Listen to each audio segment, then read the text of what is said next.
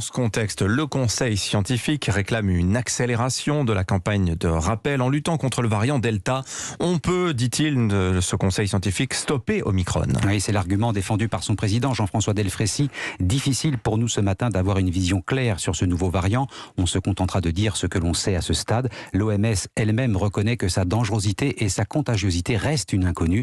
En attendant, il faut enrayer la 5e vague. Les grands centres de vaccination se remettent en route un peu partout en France. C'est le cas du centre de Montauban dans le Tarn-et-Garonne. Reportage Benjamin Péter. Détendez-vous, ça va ? Allez, voilà, c'est bon. Le flux de patients est continu dans les box. Des semaines qu'on n'avait plus connu un tel rythme ici. Le centre du Marché-Gare avait même dû fermer mercredi dernier. Mais pour le directeur de l'ARS, Pierre Ricordeau, avec la 3e dose désormais, ces grands centres sont à nouveau nécessaires. Je crois que le message est passé qu'il fallait se protéger complètement. Et la masse des personnes qui doivent faire le rappel est trop importante et on a donc besoin un peu de renforcer les centres de vaccination. Et donc certains doivent réouvrir. Dominique travaille dans un bar. Il est content d'avoir pu trouver un rendez-vous rapidement pour prolonger son passe sanitaire au-delà du 15 janvier.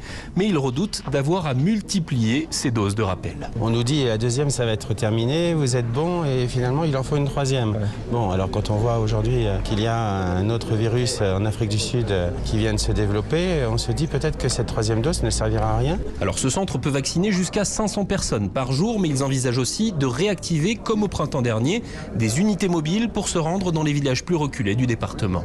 À Montauban, Benjamin Péter, Europe 1.